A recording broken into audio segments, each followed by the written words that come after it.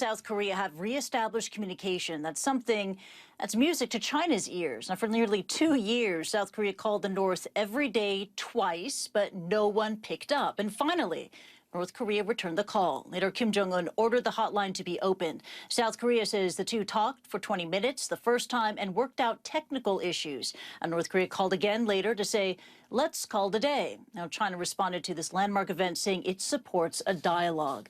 Let's bring in Seoul-based analyst Duyeon Kim. She's a visiting senior fellow at the Korean Peninsula Future Forum. She joins us once again on the program. Duyeon, welcome back. It's good to talk to you. Wow, the Korean hotline, after 2 years, it's been reactivated.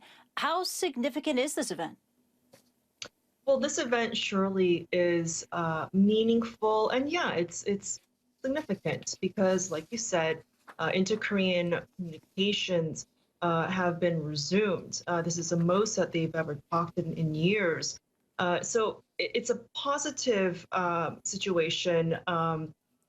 Dialogue should, of course, happen between the two Koreas as many times and as frequently and across a range of issues as they should have. However, the concern and the risk that we're facing right now, the potential risk, is that South Korea could potentially fall into North Korea's trap, which is to drive a wedge between South Korea and the U.S.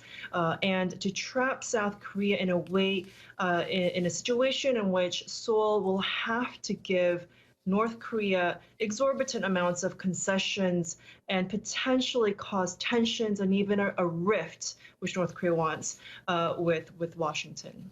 You're warning that North Korea could be setting a trap here. And it's all because of Donald Trump, because we know where he stands on North Korea. So if relations warm between North and South Korea, that would drive a wedge between South Korea and the U.S. So what does Seoul need to do now? What does Seoul need to do to maintain good relations with Washington?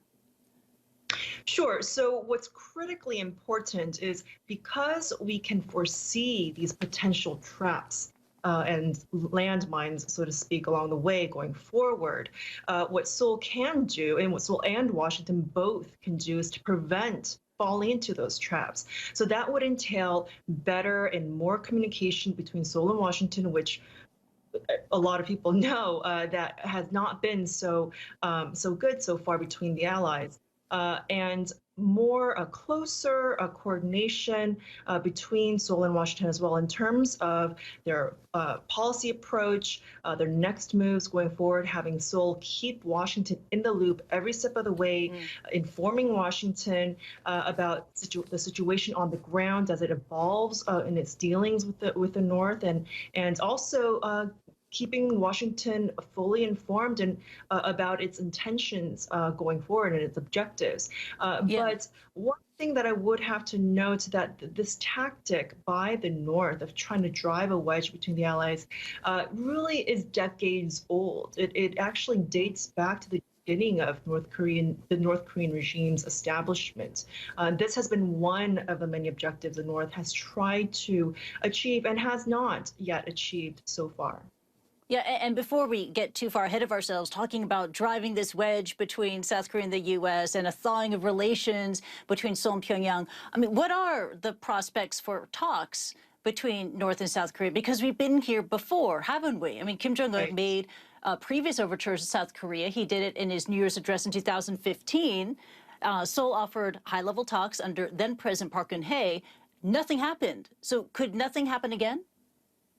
Sure, anything and nothing can happen.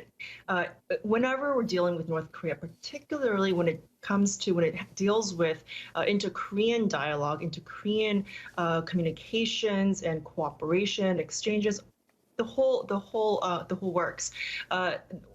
We won't know for sure until these talks actually happen, because the North, with historical precedent, can and has occasionally just either walked out of talks or just decided not to show up.